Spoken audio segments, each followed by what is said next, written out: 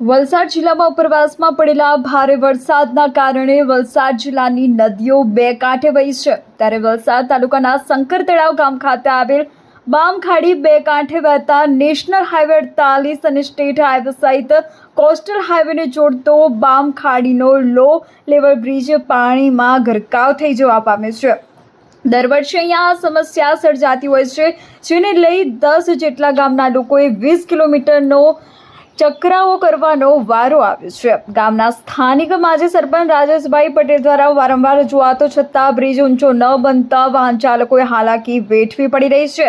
સાથે જો વાત કરવામાં આવે તો જિલ્લામાં ઉપરવાસમાં વરસાદના કારણે 32 જેટલા રસ્તાઓ બંધ થઈ જવા પામ્યા છે। અહીંયા અમારે આ નેશનલ હાઈવે નંબર 48 થી લઈને કોસ્ટલ હાઈવેને જોડતો અને સ્ટેટ હાઈવેને જોડતો આ માર્ગ છે, જે કોઝવે નીચાણવાળું હોવાને લઈને દર સમયે આજે 10 વર્ષથી હું રજૂઆત કરું છું કે પાણીમાં ગરકાવ થઈ જાય છે, જે ઊંચાઈ વધારવાની જરૂર છે।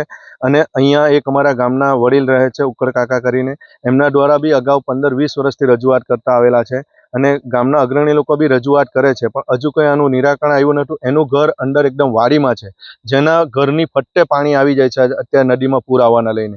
જો ધારો કે કોઈ એમને કોઈ સમસ્યામાં એટલું છે કે જ્યારે એ લોકો માંદગીના સમયે કશે બહાર નીકળવું હોય, હોસ્પિટલ નીકળવું હોય તો કોઈ નીકળી નહીં શકે અને આપણે સરકાર દ્વારા કે તંત્ર દ્વારા બી ત્યાં કોઈ સુવિધા પહોંચી નહીં શકે કે આપણે કોઈ ગામ લેવલથી બી આપણે એમને કંઈ પહોંચાડવું હોય તો પહોંચાડી શકી અશક્ય છે। અને આજે પણ જોઈએ તો અત્યારે ધારો કે કંઈ બી ફોન આવે કે અમારે એને બચાવ ખાતા તો હેલિકોપ્ટરથી રેસ્ક્યુ કરવું પડે, બીજો કોઈ ઉપાય જ નહીં થઈ શકે। આના માટે ઘણીવાર રજૂઆત કરી છે, 5 સુધી તંત્ર કે કોઈ રાજકીય રીતે અમને કોઈ સપોર્ટ એટલો મળ્યો નથી। કેટલા ગામોને જોડે છે રસ્તો? આ 10 ગામને જોઈન્ટ થાય છે। આ બાજુ જુઓ તો તમે ધરાસણા, ઉંબરસાડી, માલવડ, ઊંટલી, દાંટી, કકવાડી સુધીનો એ કોસ્ટલ હાઈવે નીકળે છે ને આ સાઈડે આપણે જોઈએ તો તમારે ચીખલા, સરવાળા, ઈલવા થઈને સ્ટેટ હાઈવેને જોઈન્ટ થાય છે। 10 મિનિટમાં માત્ર પહોંચી શકે આ રસ્તો જો, અને પુલ ઊંચાઈવાળો અને 30 મીટર લંબાઈ સાથે ઊંચાઈવાળો પુલ બને તો આ 10 મિનિટમાં આપણે હોસ્પિટલ પહોંચી શકીએ।